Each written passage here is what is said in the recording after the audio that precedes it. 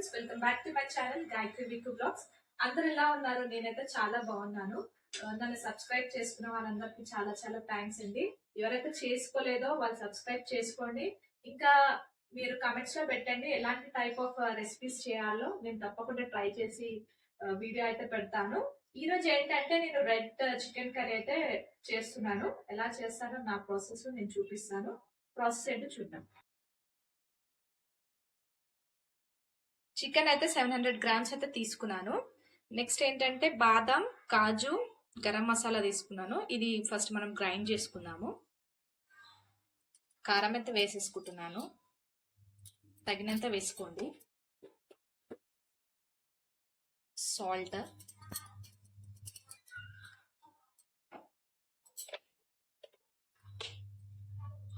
అల్లం వెల్లుల్లి పేస్ట్,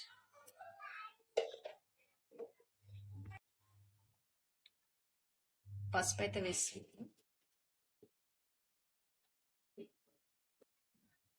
ధనియాల పొడి,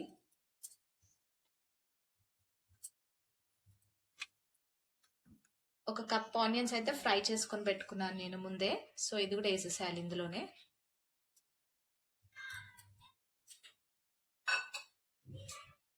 సో ఇందాక పేస్ట్ చేసి పెట్టుకున్నాను కదా డ్రై ఫ్రూట్స్, అది కూడా ఇందులోనే కలిపేసేయాలి.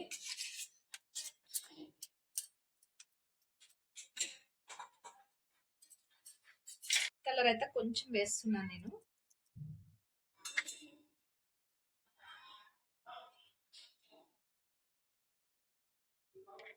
అయితే పెరుగు వేస్తున్నాను.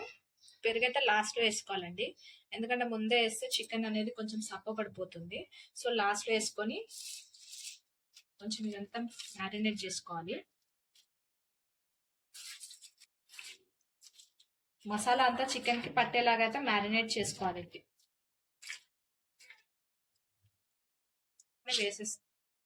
ఆయిల్ కూడా ఇందులోనే వేసేస్తున్నాను. ఏదైతే ఆనియన్స్ ఫ్రై చేసుకున్న ఆయిల్ ఉంటుంది కదా, అదే ఆయిల్ ఇందులోకి అయితే వేస్తున్నాను.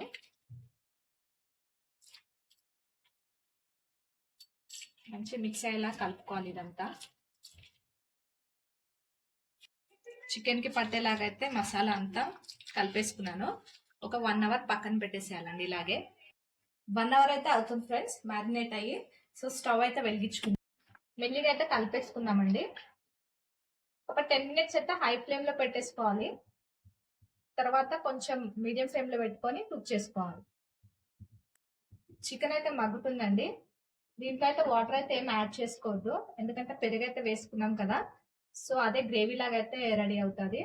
అలాగే మనము కాజు బాదం పేస్ట్ కూడా వేసాం కదా, సో అదే గ్రేవీ లాగా ఉంటుంది. కాబట్టి వాటర్ అయితే లాంటివి యాడ్ చేయొద్దు.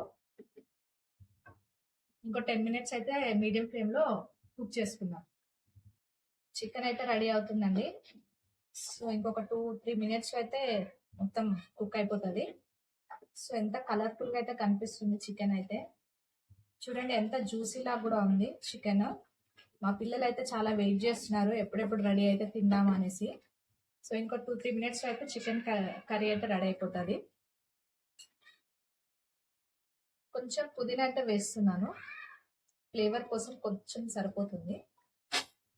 ఒక 2 మినిట్స్ అయితే మగ్గనిద్దాం.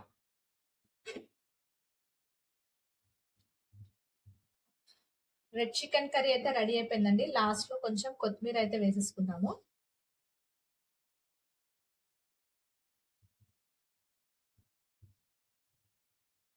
రెడ్ చికెన్ జ్యూసీ కర్రీ అయితే రెడీ అయిపోయిందండి.